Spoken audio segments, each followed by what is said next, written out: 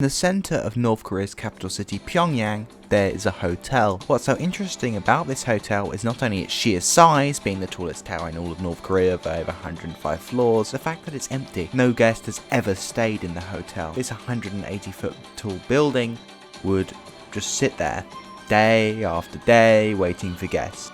The original plan was that the hotel would include between 3,000 to up to 7,600 odd guest rooms.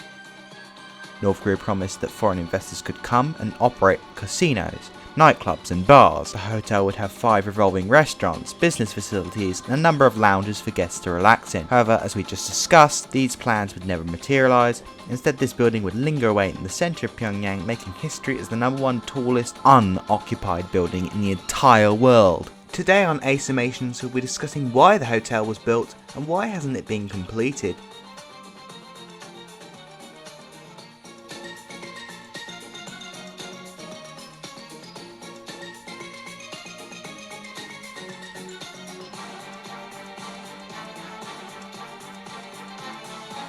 Now, to understand why it failed, we need to understand why it was constructed in the first place. It all started with jealousy. In 1986, the city-state of Singapore had completed a new building in its skyline, the world's tallest hotel at the time, the Western Stamford Hotel. North Korea didn't care about Singapore, rather it was the company that built the hotel.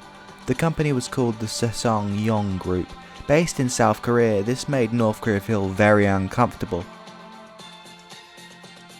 However, a sudden thought popped into the country's first supreme leader, Kim Il-sung's mind.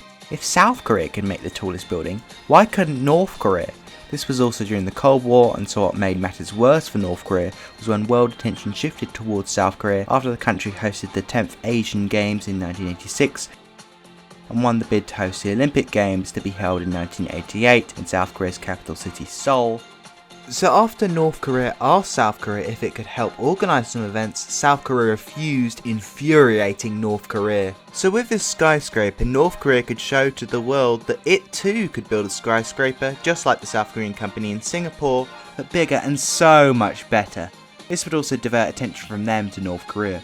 However, just a little tip, just because your skyscraper is bigger doesn't necessarily mean it's going to be better or safe. There were numerous concerns surrounding the structure. In the 90s, the European Chamber of Commerce in Korea inspected the building and concluded that the structure was irreparable. Its elevator shafts were labelled crooked by some sources, and foreign media began to label the Hotel of Doom, and even the Phantom Hotel after North Korea became so embarrassed from the project that the government removed it from Pyongyang city maps and manipulated official photographs in order to remove the unfinished structure from the skyline. So with all these safety concerns, it makes sense as to why people didn't want to stay at the hotel. But the question still remains, why was the structure never finished? Well, for that, we need to understand what was happening in the Soviet Union. In 1985, Mikhail Gorbachev, a reformer, took over the Soviet Union, announced his perestroika and glasnost reforms, meaning restructuring and openness. Instead of reforming the Soviet Union as he envisioned it, it would just only cause its rapid collapse in 1991. So now, why is this relevant? Well, the Soviet Union was at the time North Korea's largest source of aid, giving the country massive amounts of money to stay afloat, and also because it had a sort of rivalry with neighbouring communist China, which was also giving lots of money to North Korea, fearing that if it didn't, it would lose influence within North Korea. However, with the Soviet Union's collapse, it no longer needed to worry about this, and money for North Korea from China was dramatically reduced. Now North Korea suffered a crisis. Known in North Korea as the Arduous March, figures vary from just under 250,000 to up to 3.5 million North Koreans tragically starved to death.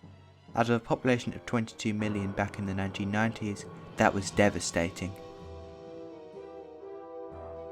What made matters worse was that massive floods decimated as much as 15% of North Korea's farmable land. The government's response, which was the adoption of the Sun Gun or military first policy. So instead of feeding ordinary people, the government would prioritise the military.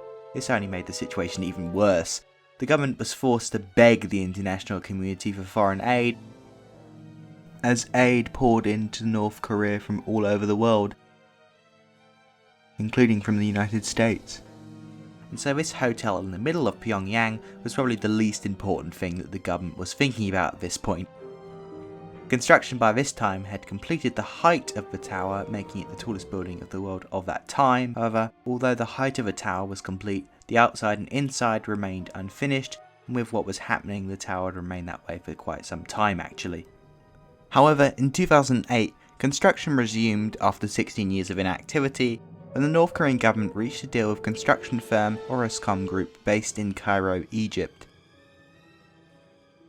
By July of 2011, the outside was fully completed with glass and a telecommunications antenna. Throughout 2017 and 2018, North Korea constructed roads up to the site, and then by mid-2018, LED lights showing movie scenes and general animations were appearing on the front of the building. In June 2019, the name of a hotel was added to the front of a hotel along with its logo. Today, the hotel is far from finished, with these pictures being released showing the inside of a hotel, making it clear that it's not really suitable for tourists to go and stay at the hotel yet. Until then, this hotel will stand till awkwardly in Pyongyang until the inside of the building is finished and for its doors to open finally 35 years after the hotel's construction began. I hope you found this short video entertaining, and if so, please feel free to share it and to subscribe for more videos like this, and thank you for watching.